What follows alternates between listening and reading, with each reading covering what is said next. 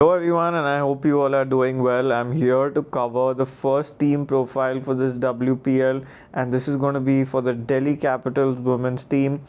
Now, the basic concept is to try and cover the playing 11s that are anticipated for this upcoming tournament, as well as to understand some strengths, some weaknesses, all of that. So let me know in the comments if you enjoy this type of content and if you would want this for the other teams too, and hit the like button before you start watching this video. So first up, I'm going to discuss the playing 11 that I expect the Delhi Capitals to come out with for their first game, and obviously that this is something that is subject to change, but is only based on what I'm expecting. So as far as the opening partnership is concerned, I think Shafali Verma is going to be a key lock here. She's obviously a lock player now that she's an international, and she can also bowl some off spin. So keep that in mind. While the other batter that you can expect for to come in is Jasia Akhtar. Now she is known for her big hitting up top. She's a 34-year-old from JNK. She's the only buy from JNK in this whole tournament. No other buy from JNK except for her.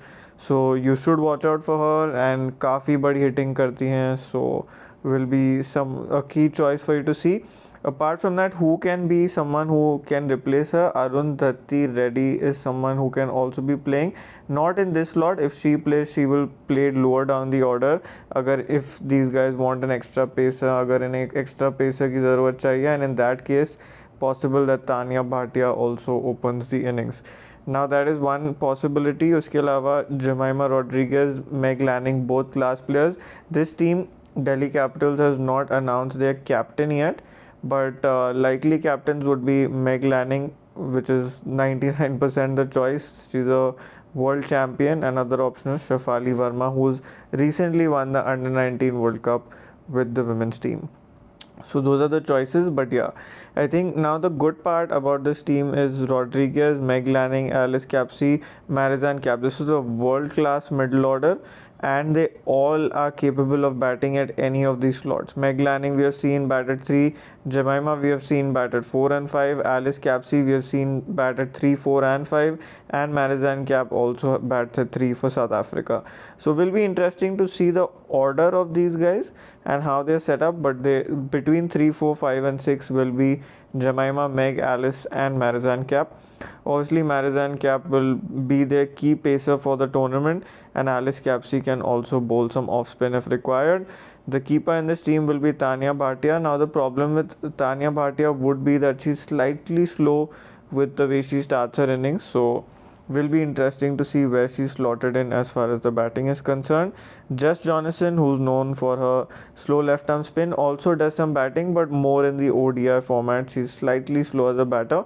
So one problem for them will be that their batting will in most cases be limited to 6, and hence I feel that Jasia Akhtar should start, because if you're not playing her, then you get one more batter short, and then Tanya Bhatia has to come up, which will mean that your batting will then get limited at 5. So will be interesting to see how they're slotted in. Shikha Pandey, obviously again Indian pacer, world class operator, and in Mumbai conditions pacers will be very important, so I think Cap and Shikha Pandey will play a key role. In the last slot here, now last two slots here, that you have Radha Yadav, Tara Norris. Now why I've put in Tara Norris here, she's the 5th associate, and this is the only team, Delhi Capitals is the only team that has bought an associate player, so very likely that they will start with her. Keep in mind that Jonathan Batty, their head coach, has also worked with the Southern Vipers in the hundreds women tournament, where Tara Norris was playing for the Southern Vipers. So they have already worked together before, and good likelihood that because of that factor and that Jonathan Batty knows well how to use her, she will play. She is a left arm pacer, and she will one key weakness for Delhi Capitals is that they don't really have a key third pacer, at least in this possible lineup, which will mean that Tara Norris should be able to start.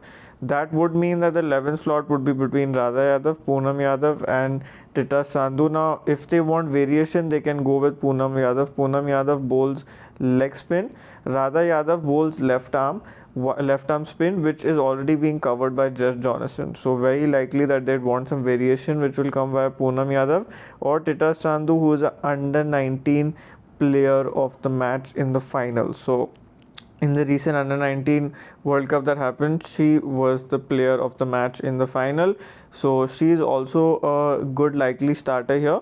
But according to me, it should be Tara Norris and one between Radha or Poonam who should start in the 11. Jonathan Batty is the head coach of this team, like I mentioned, worked with the Southern Vipers in the 100 in the 21 season and in the 22 season. So that is what the likely playing 11 of this team looks like. Now, what is the squad of this team? What are the other options that they have that we have not discussed? Laura Harris is their fifth overseas player. She is a very big hitter and is a good backup if any of the batters in here get injured.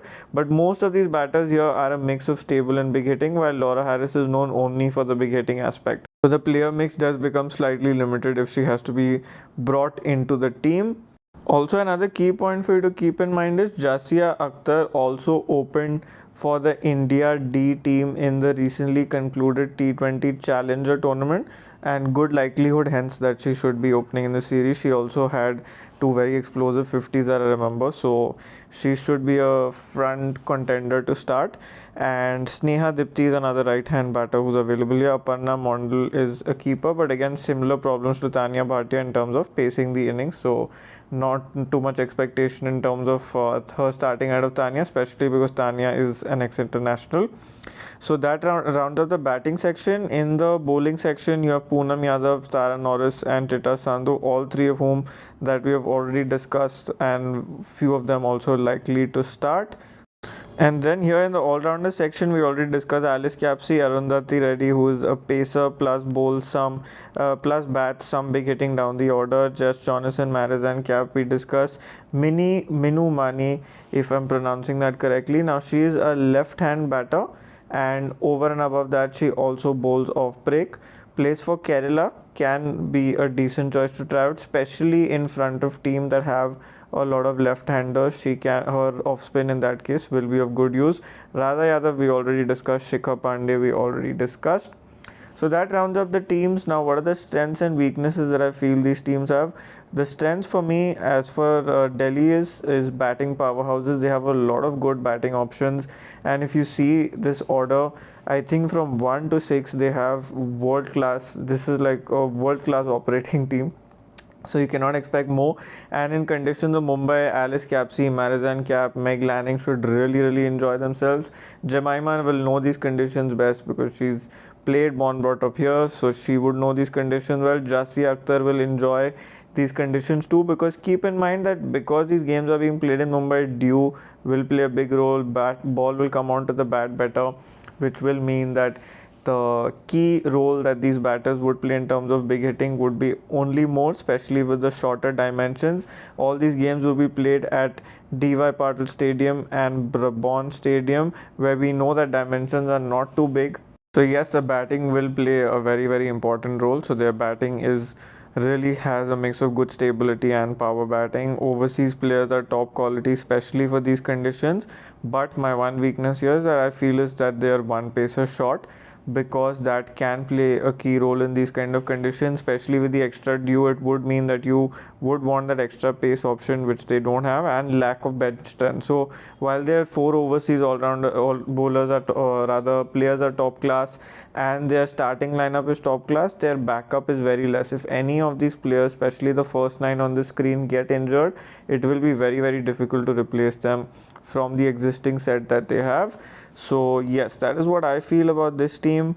You too, let me know in the comments what you feel about the DCWPL team, and let me know if you enjoyed this video so I can do more of this if you did. Thank you so much for tuning in, and have a great day.